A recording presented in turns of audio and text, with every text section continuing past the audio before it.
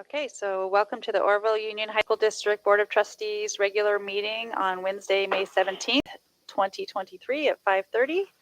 First off, call to order. Do I have to do that?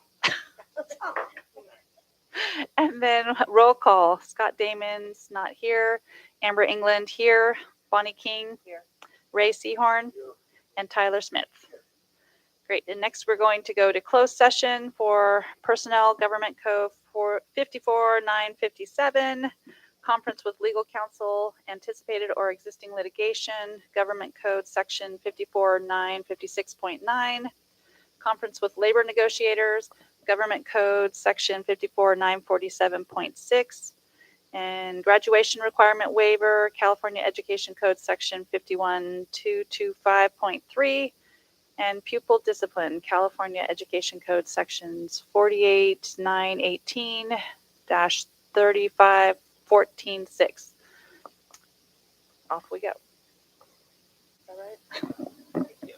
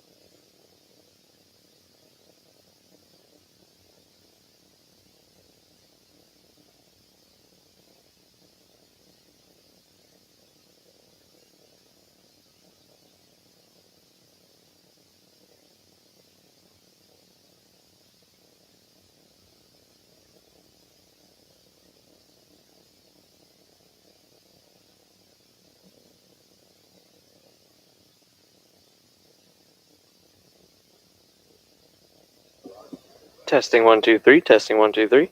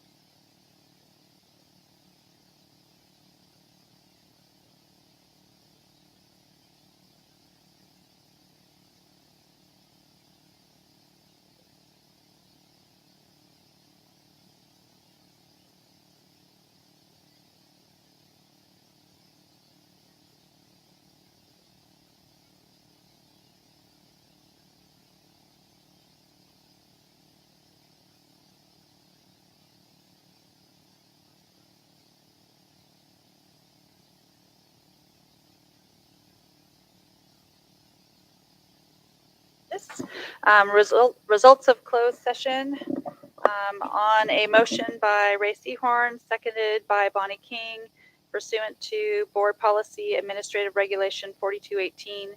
The governing board adopted the findings of fact and legal conclusions set forth in a decision by a hearing officer to dismiss a classified employee. Next, Pledge of Allegiance. Pledge allegiance to the flag of the United States of America and to the republic for which it stands, one nation under God, indivisible, with liberty and justice for all.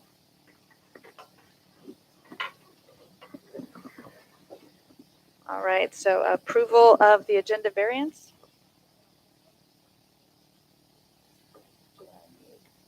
Someone need a motion?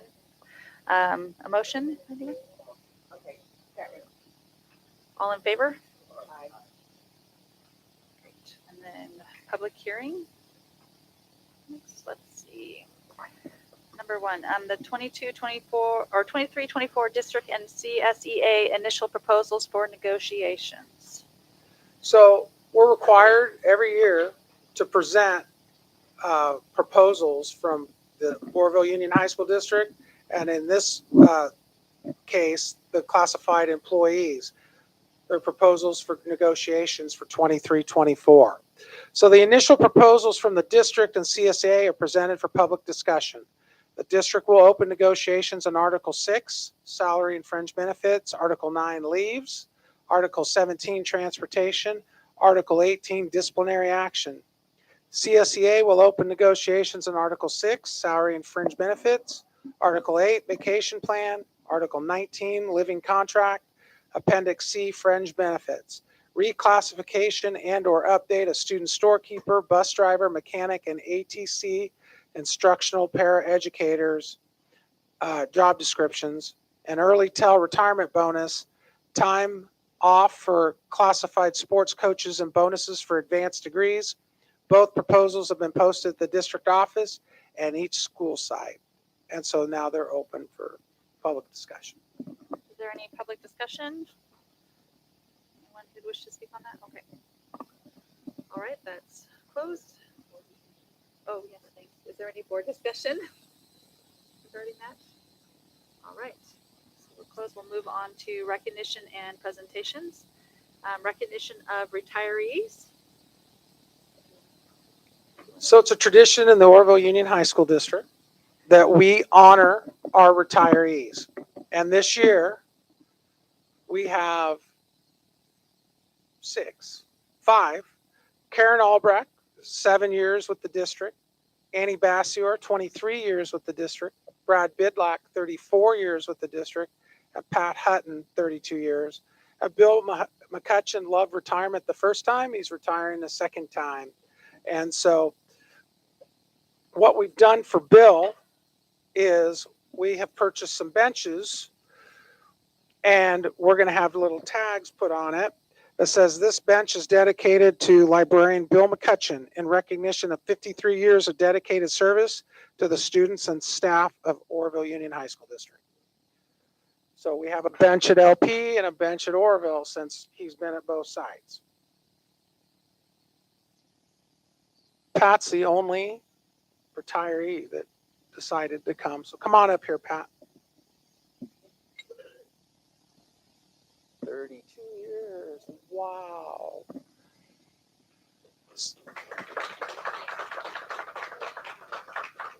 So Pat Hutton spent most of her career at Oroville High School, finishing up an independent study and done a stellar job for us.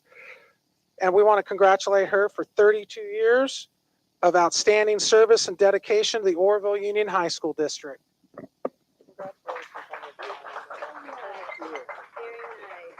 You gonna do anything fun? Of course, lots of fun things. So I want to thank you very much and the board and the Oroville community for employing me for 32 years, and it's been a pleasure to serve the community. Thank you, Pat.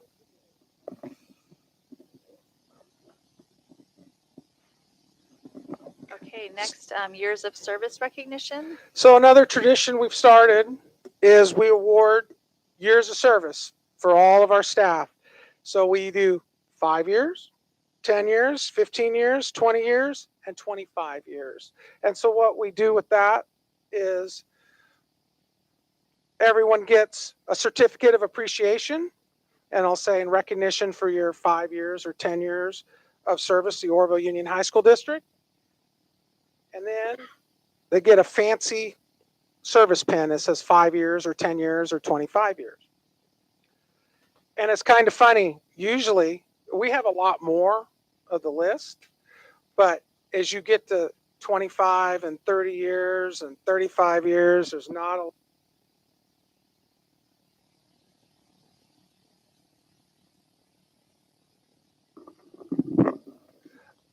they dwindle. You don't have as many. But our 5 years of service, Jason Cash in maintenance, Rhonda Cash in the district office, Stephanie Chilton, Trevor Davis, Russell Grimmenstein in maintenance. Trevor Davis is at Oroville High School. Sherry Kerman, teacher at Las Plumas. Tom Post, a universal support staff at LP. Darrell Siplin, assistant principal at Oroville High School. Susan Schwartz in transportation. And Rita Torres, an art teacher at Las Plumas. Stephanie, come on up. Congratulations. So there's your certificate and your 5-year pin. Congratulations. Thank you.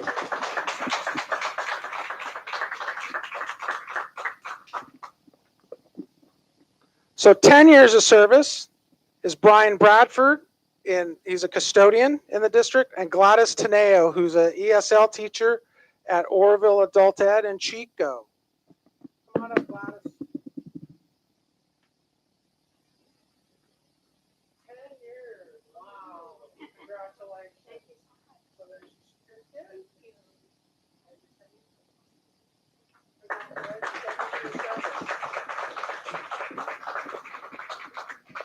And it's interesting, I see a lot of those pins being worn in the district. Some people say, why are you giving that? But a lot of people take a lot of pride in them. So 15 years of service to the Oroville Union High School District. Dan Briggs, teacher at Oroville High School. Sandy Dysart, she works at Adult Ed as a navigator. She does data. Monica Harris is a school psychologist at Oroville High. Joel Jenkins in transportation. Alan Vondermaiden at Las Plumas High School, culinary teacher. Brenda Watts, registrar at Oroville High. I want to get the title right. And Alicia Welliver, science teacher at Oroville High. Come on up, Brenda.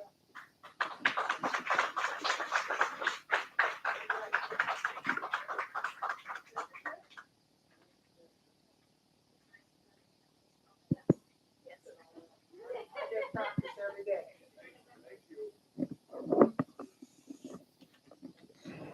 And like I said, you got a lot of 5s, 10s, and 15s. 20, it's getting, the pickings are slim. But we have Mark Conway, who is a groundskeeper. Mike Davis, who is our lead transportation, dispatcher lead in transportation. And Leighton Jenkins, a bus driver for us. So congratulations, and I don't think any of them are here. Congratulations on their 20 years. No. All right. 25 years. Scott Burkett, he's a teacher in independent study. Donna Hoisington, she's student store clerk at Oroville High. Rebecca Howard, math teacher at Las Plumas High School. Brett Lawson, English teacher at Las Plumas. Susan Watts, assistant superintendent, CBO. And Darren Williams, teacher at Independent Studies. So Susan and Darren, come on up.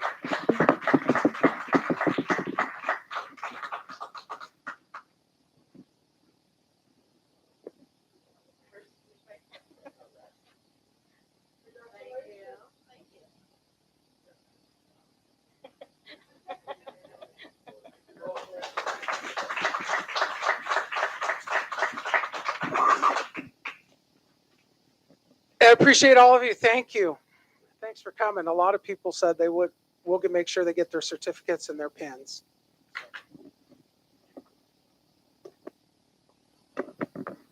Next, we have recognition of individuals who wish to speak on non-agenda items. Okay. Thank you, guys.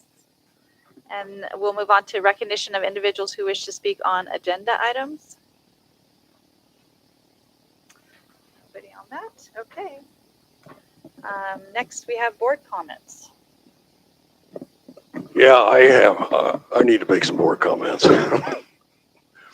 There's rumors flying all over the place that all I care about is sports, that I want to combine the schools, that I got no other interests other than sports.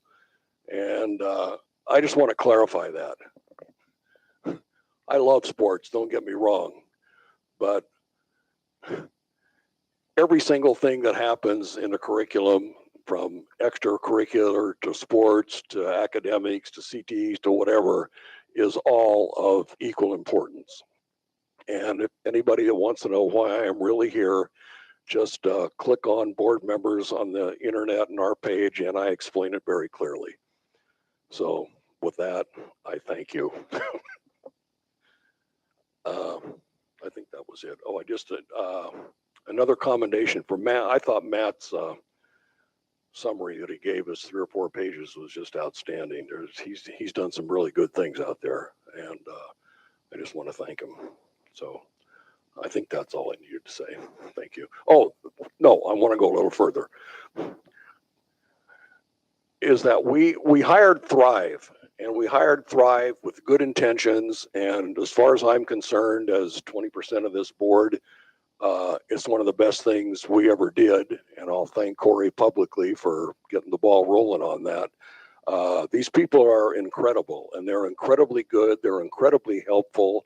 They know what they're doing. They have tons and years of experience.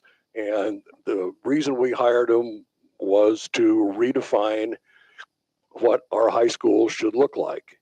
And to date, over 1,100, I think to be exact, 1,124 people had input into the portrait of a graduate, which document will be released very soon. John knows even more about it than I do. And that will become our driving force. And we have never had anything in writing, a document that says, okay, this is where we're going, this is what our students are going to be, and this drives everything we do. So from now on, and the next year with Thrive, next year, we will start deciding how we're going to get kids to reach the ideal portrait of a graduate. So I just wanted to make that known, and if people want to say rumors, that's fine, but they can look at the minutes now and see what I really said. Thank you.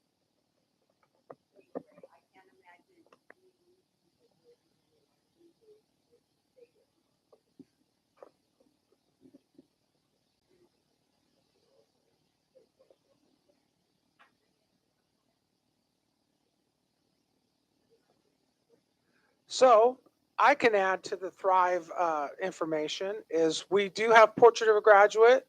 We have developed a flyer. We're trying to eventually the plan is to get them customized for Oroville, Las Plumas, Adult Ed, and Prospect. We're shooting a promotional video on a Portrait of a Graduate. We spent last week with a film producer with that Heather McGowan set us up with. And so we have 3 graduates. We have Las Plumas, is it valedictorian? No. He's from Ag. We have the valedictorian from Oroville High, and we have one of the top tenors from Prospect. And so they all talked, and we're putting together a video, and then we shot video at all the schools. And so our plan is that when we come out with Portrait of a Graduate for 23-24, we're also going to have this video to be able to put on the website and that. And so that's been fantastic. We're wrapping up testing. We're wrapping up, AP testing. We've got state testing in the books. We're doing LCAP right now. Next meeting, we will bring you a draft budget and a draft LCAP for public input.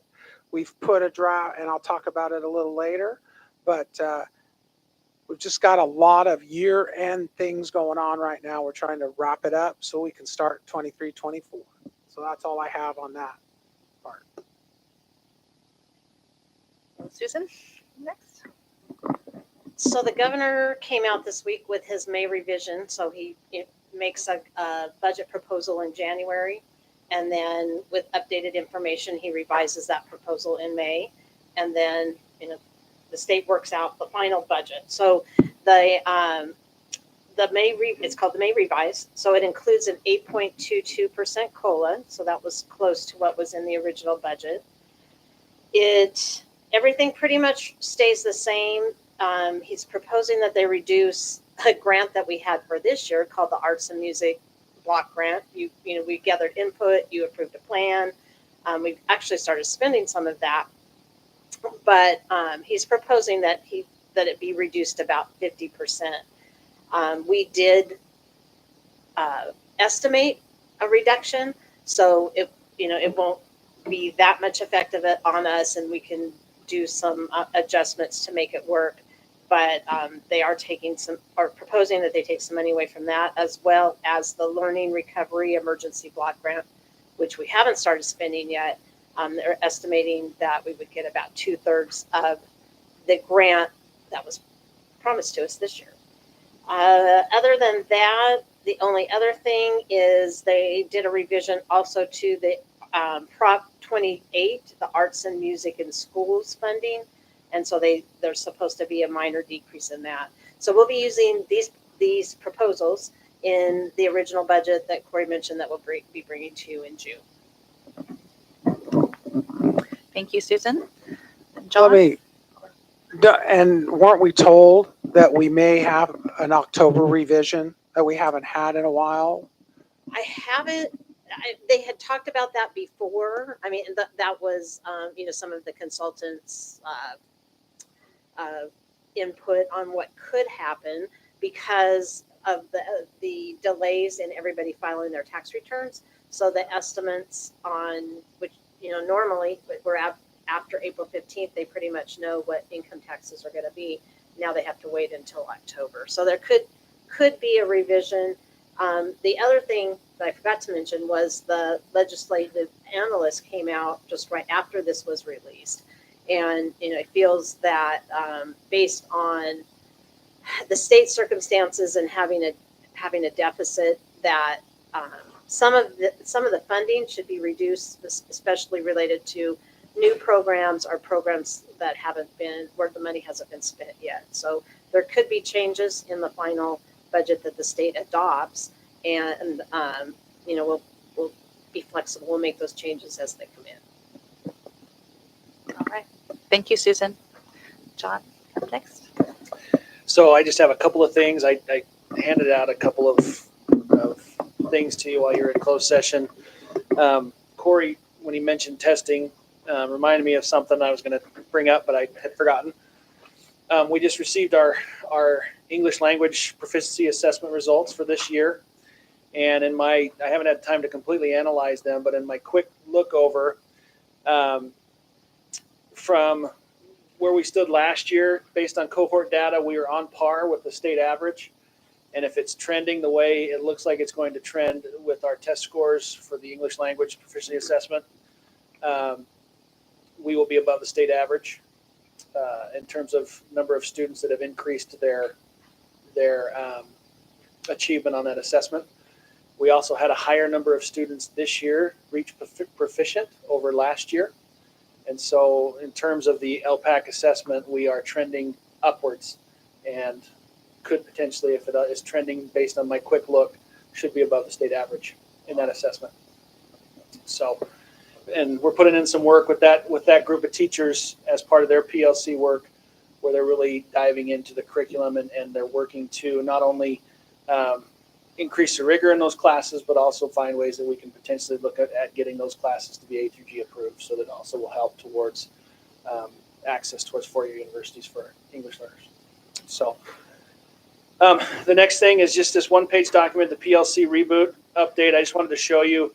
There's a really large document that has all this in great detail. I decided to give you the Reader's Digest version, just to show what our teachers have committed to between now and the start of next school year in regards to getting back to the basics and really dialing in our instructional practices to begin the next school year.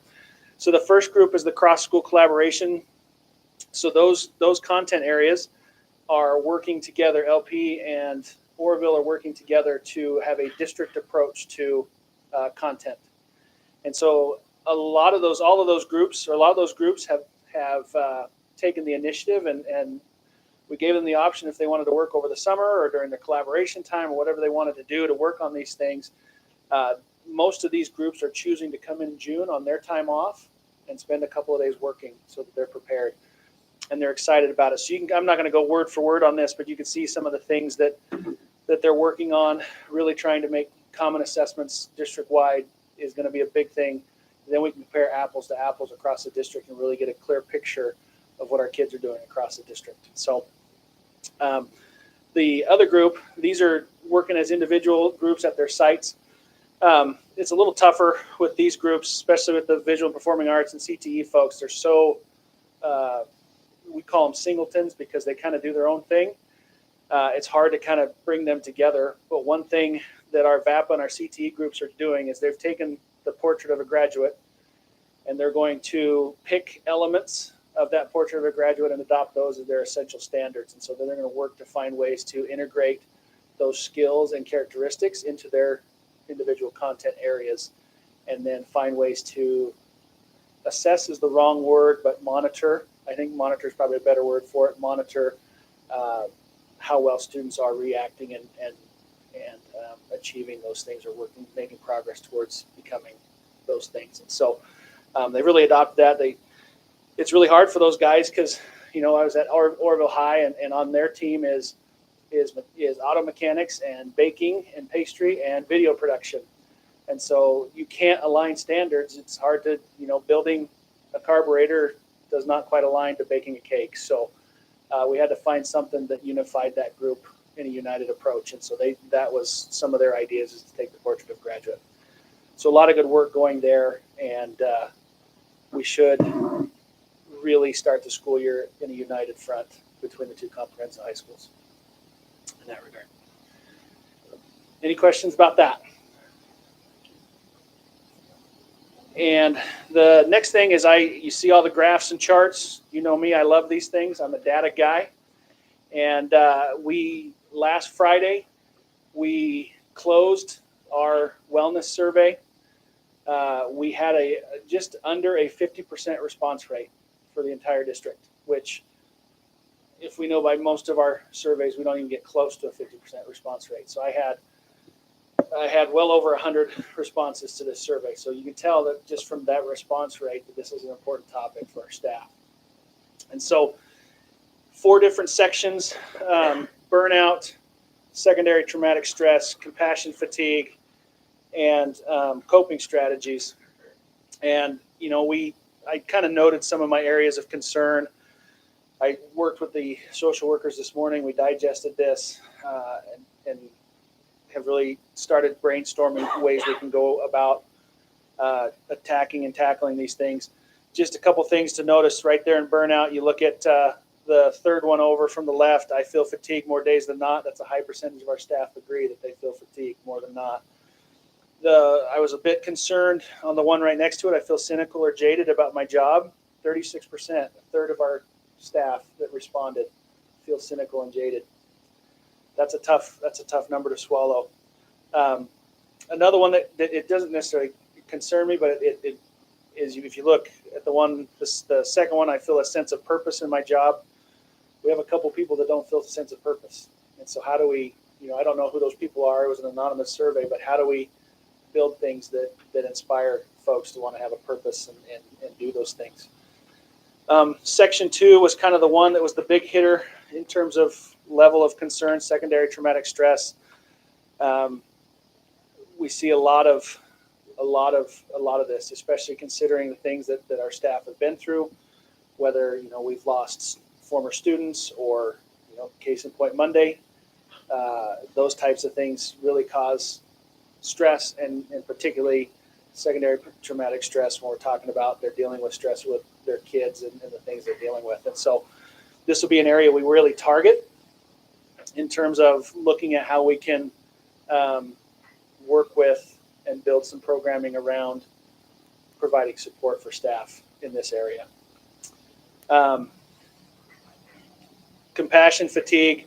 We didn't have any big red flags in compassion fatigue. That looked pretty good. And then coping strategies. The one that is concerning, and that's why we're kind of doing this, is that first one, they're helpful resources provided by the district to help deal with stress. 3/4 of the staff that responded said there isn't. And so we're trying to correct that. And so we don't have a ton of strategies in place. We have a lot for kids and we do a lot for kids, but when it comes to the adults, we don't have too many resources. We always send them outside. And so how can we provide some of that internally? Some of the common themes that they mentioned, one of the two big ones are these first two: time together with colleagues. They really miss, since COVID and all the new turnover and that kind of stuff, they really feel disjointed in the staff department. Orville High is probably in the best spot of anybody, just based on observation and what I've heard from them. But for the most part, a lot of our teams feel disjointed. They don't know each other. They haven't had time to spend together outside and do some things. And so they're looking at things that we can do to promote some of that collegiality between them. And then the other one is a wellness space for staff at each site. So providing a space where staff, we have a wellness space for kids, but providing a wellness space for adults that isn't a staff lounge that's just busy and it's just it's a separate place that provides opportunity for staff to disconnect for a few minutes and regroup and get back in the game. When you look at the research behind wellness spaces, productivity skyrockets if staff have the availability to disconnect for a few minutes and get back to work. And so all kinds of fun things go into that. We've, at the district office, between Jamie and Susan and I, we've really daydreamed about some cool stuff we could do. And so that'll be something we'll look at to do. A lot of training. They want us to bring in folks to help them learn about stress and combating secondary traumatic stress and those types of things. And better communication between staff members, especially in tense situations. Increased communication. They're really craving genuine support from administration and positive feedback and focusing on the positive stuff. More positive feedback, find more ways to acknowledge and make that genuine in its approach. But on the very back page, the thing that kind of summed it up was, this is a direct quote from one of the responses, and I really loved this. I think this just kind of summed up all of it. It just says, we really need to start from square one and build up from the bottom to promote trust among our various levels of educators in this district. There's not enough folks left currently who have been here long enough to plug the holes in this leaking ship. We need to cast ashore, be honest with ourselves, and build a new ship. So I thought that was pretty profound. It really encompassed kind of the whole nature of what people were representing on that survey. And so we're looking to put together a team of folks that's going to go through this and try to start brainstorming and figuring out what we're going to do, working hand in hand with BCOE and their mental health and wellness department. And they have funds we can leverage that can help us. They have connections in the outside that we can leverage. And so really finding a way to build a comprehensive program. This is as I heard today from Matt Redham, he kind of leads that team. There's a push from the state that's going to come with this, with mental health awareness and support, that over the next couple of years is really going to become a focus of the state. And so we are kind of ahead of the game in this, and we are willing to be the guinea pigs and the model program for the county. That's what we're shooting for. Whole staff. All 230 of them. I think that's where we're at, right? Pretty close. 260. I was close. So. I opened it and I thought it was geared towards classrooms, so I didn't respond.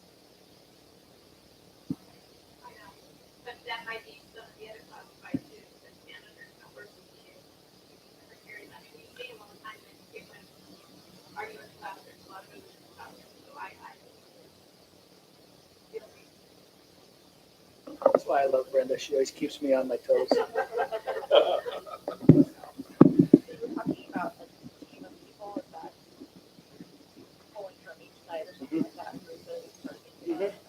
Yeah, when I sent this out to the staff this afternoon, and I just said, anybody that wants to be a part of this, let me know. We'll start building that. I've got a couple so far. Some of the things we'll do at the building level where the building can make decisions, especially if we get to a point where we're installing a wellness space for them. They get to build that and build their community norms surrounding that space and what is it. One of the big things they say is that's a screen-free zone. Don't bring your electronics into that zone because it's too easy to go back to work when you're supposed to be in a place disconnected. And so, I mean, we don't know what this is going to look like yet, but we've got a lot of good ideas starting to surface.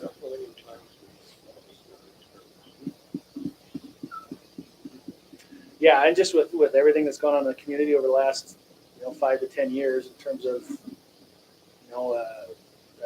environmental disasters and everything you name it, it seems like it's happened.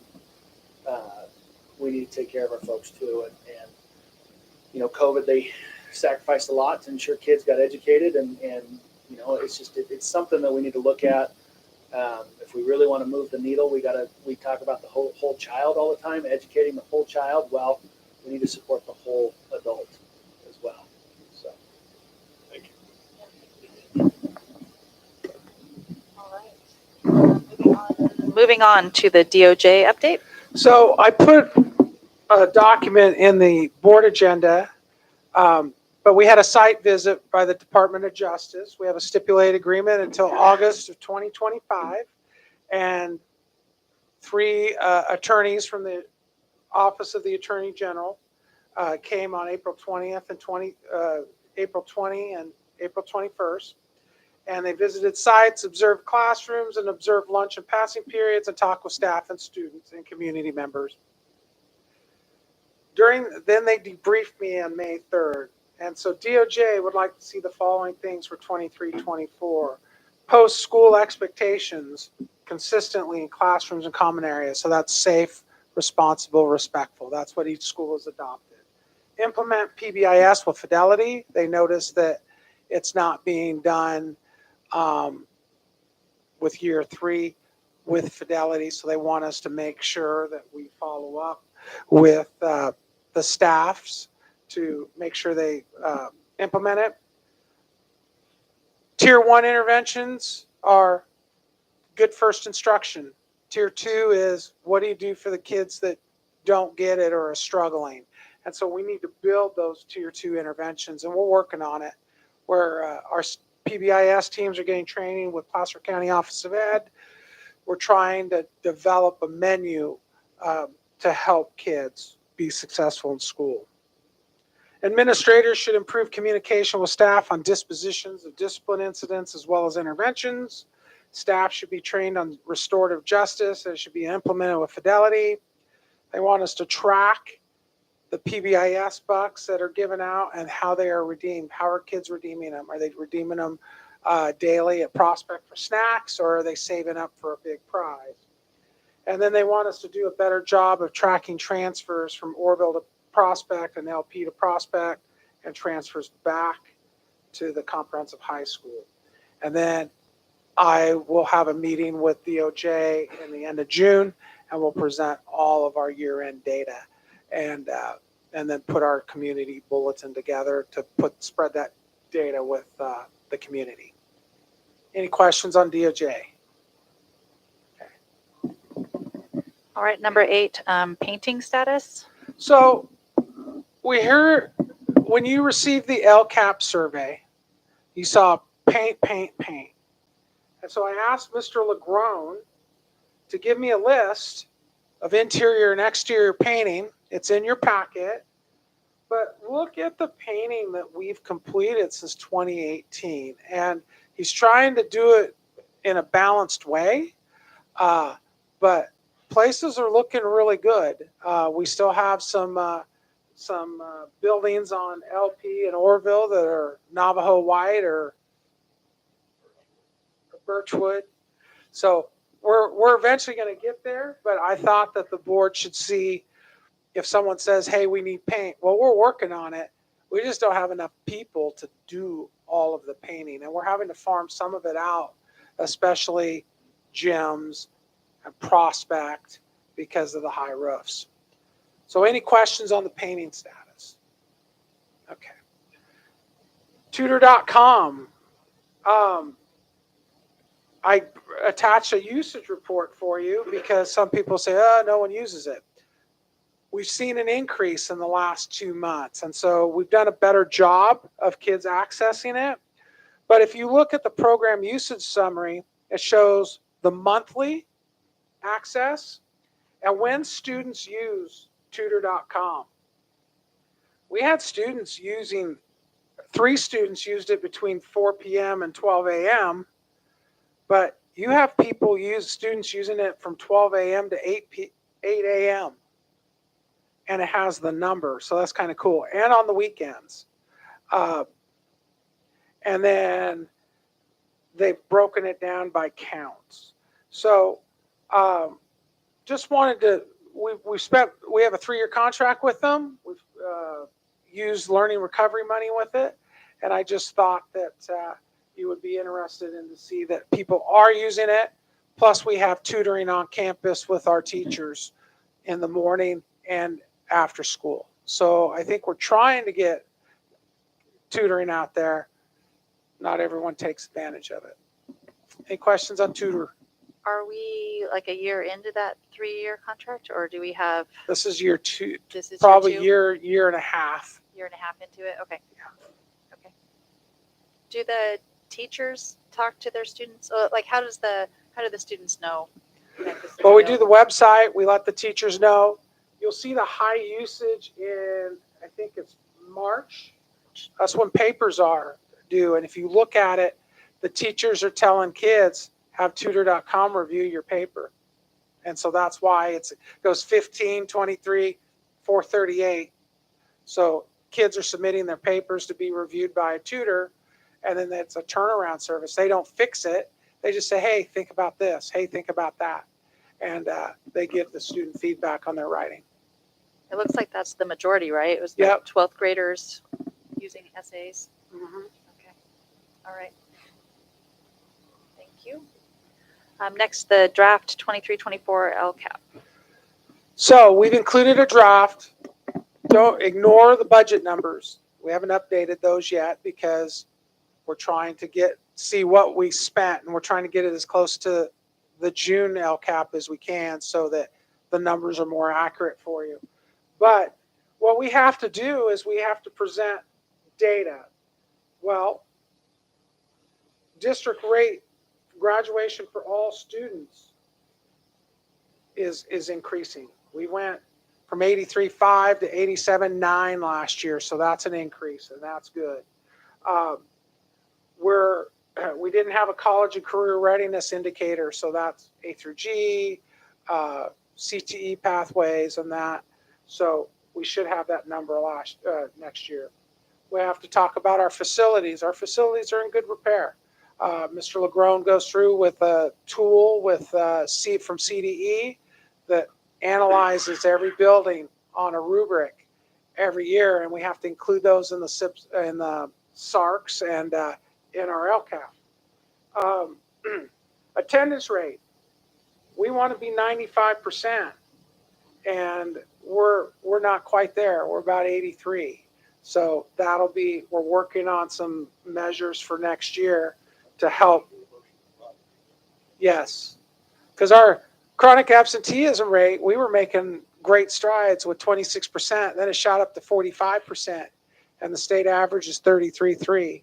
So we're racking our brains trying to figure out strategies to get kids to school. And so we will present for a public hearing the draft LCAP, but it'll be the final draft and a budget. And then on the 21st of June, it's the next board meeting. And then we have a board meeting a week later to approve everything. And then we submit it to BCOE.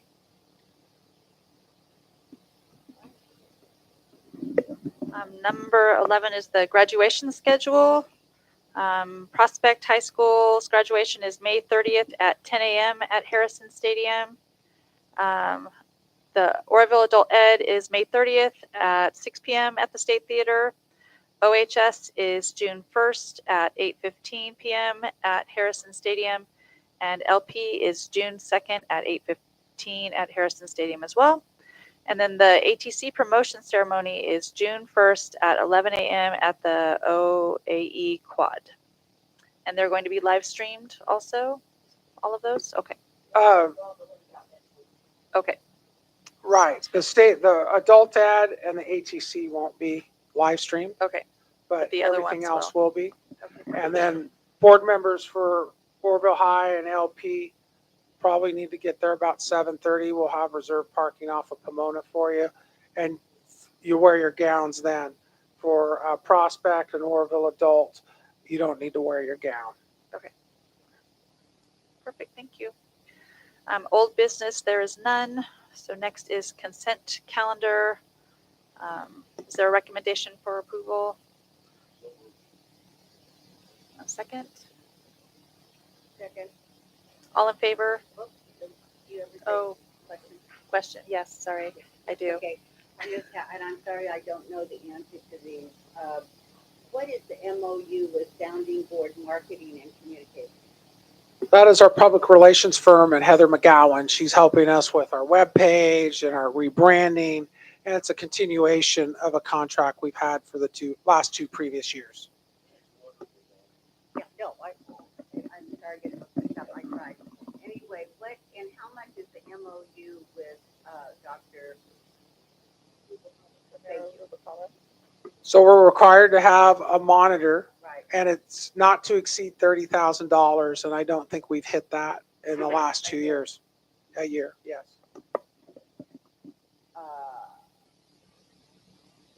Thank you. Thank you. No other questions? Okay. So all in favor? Aye. Aye. Moving on to new business, number 26, superintendent contract for William Brown.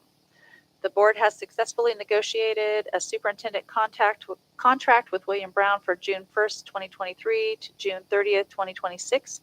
The base rate of pay is $205,000 plus $630 per year for a master's degree, an annual medical cap of $12,685 plus other perks as outlined in the enclosure. The recommendation is for approval. Susan?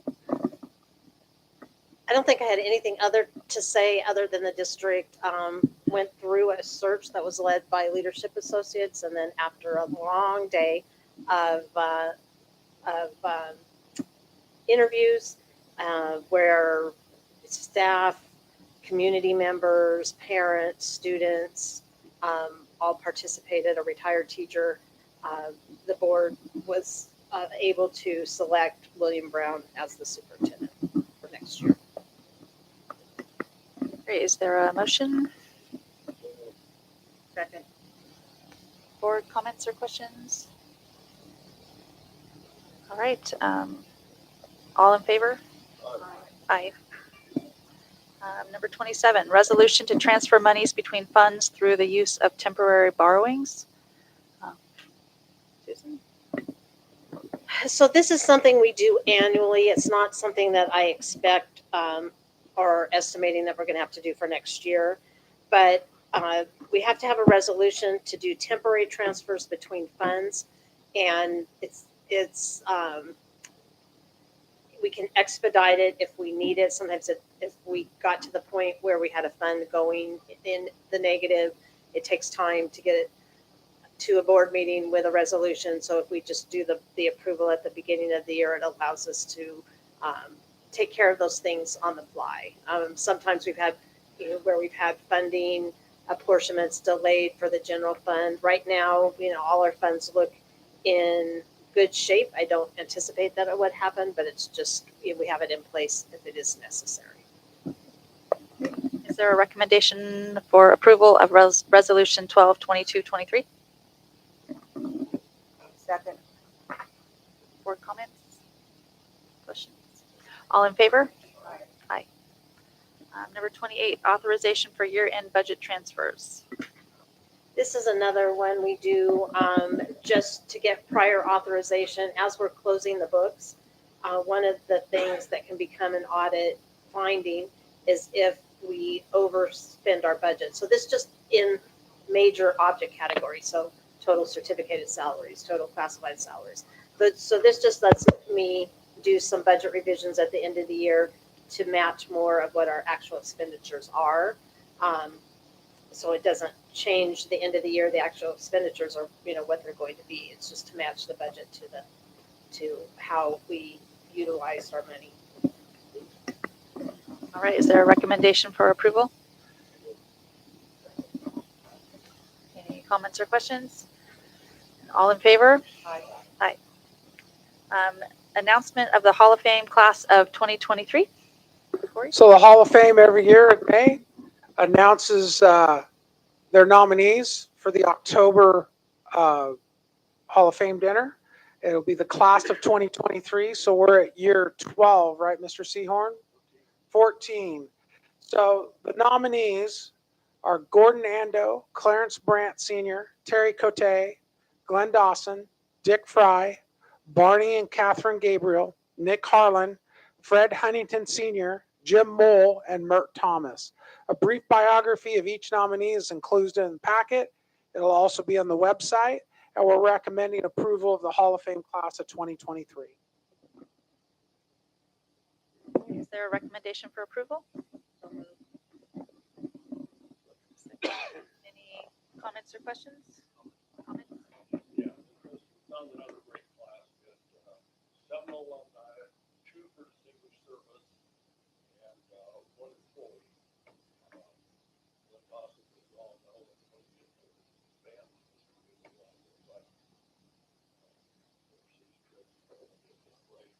and Richard Fry just celebrated his 100th birthday. And I've had 2. He lives up in Washington. He graduated from Walker High in 1940. He had his 100th birthday celebration. Got an edict from the mayor of Pullman, Washington, and he spent his entire career sports information director at Washington State University. He wrote a book, and I've had 2 phone conversations with him in the last week. I sort of got like that talk to somebody in place. This guy, it's just, I don't know. All I can say about the Hall of Fame is it's incredible. The contacts and the people that come out of this school are schools. So when you have a little time reading the words, it's really you go from a guy like that to a guy like Brett Huffington, who's starting on CBS, and we're starting working on the back forward as well.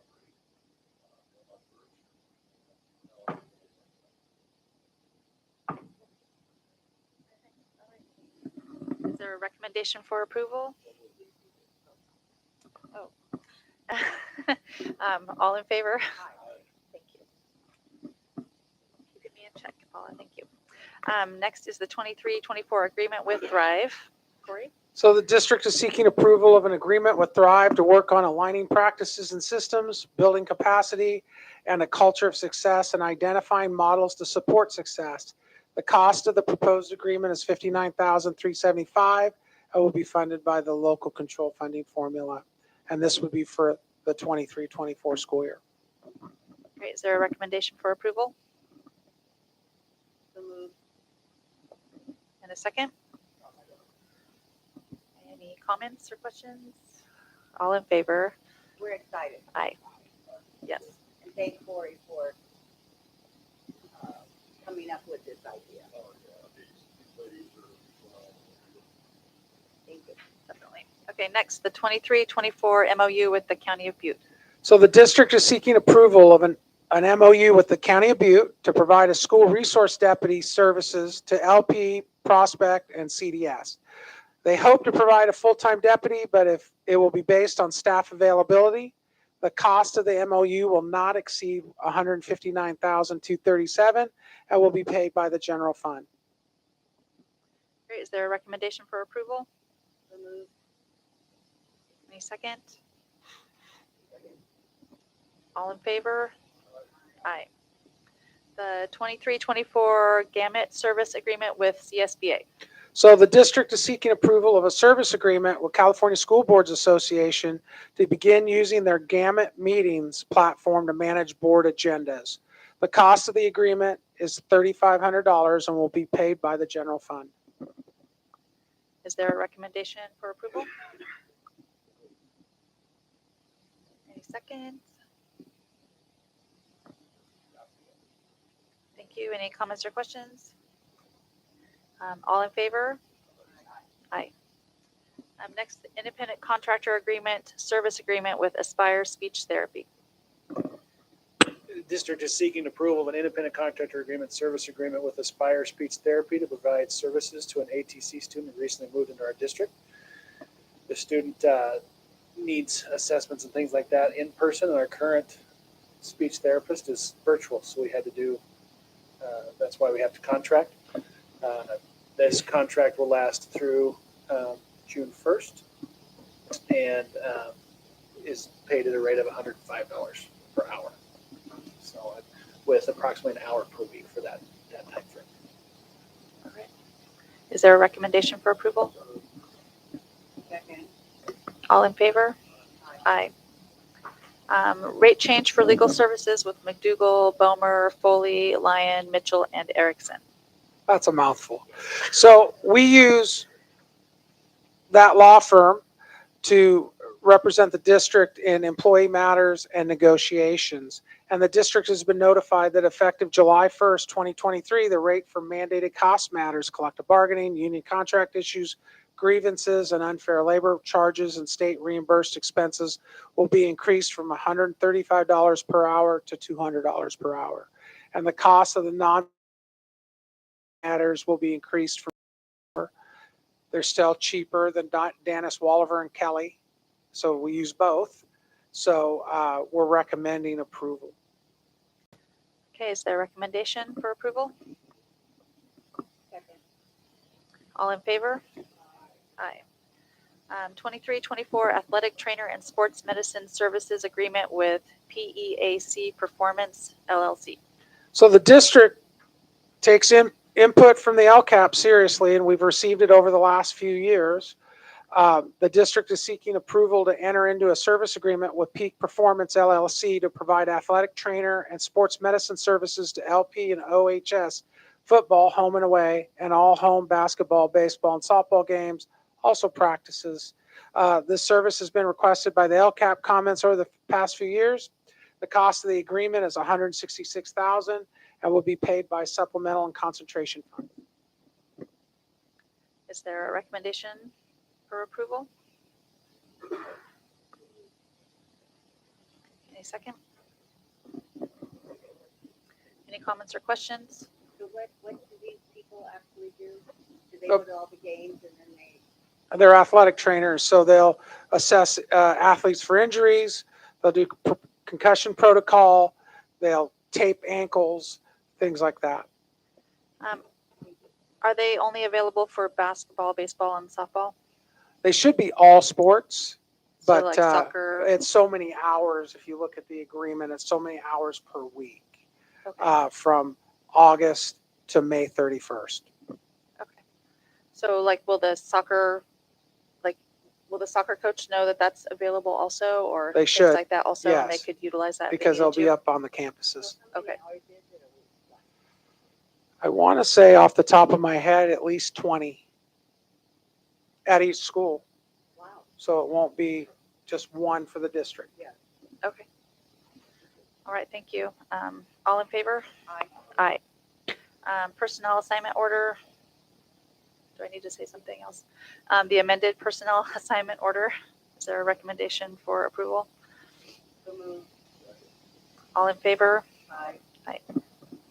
And then items for the next agenda.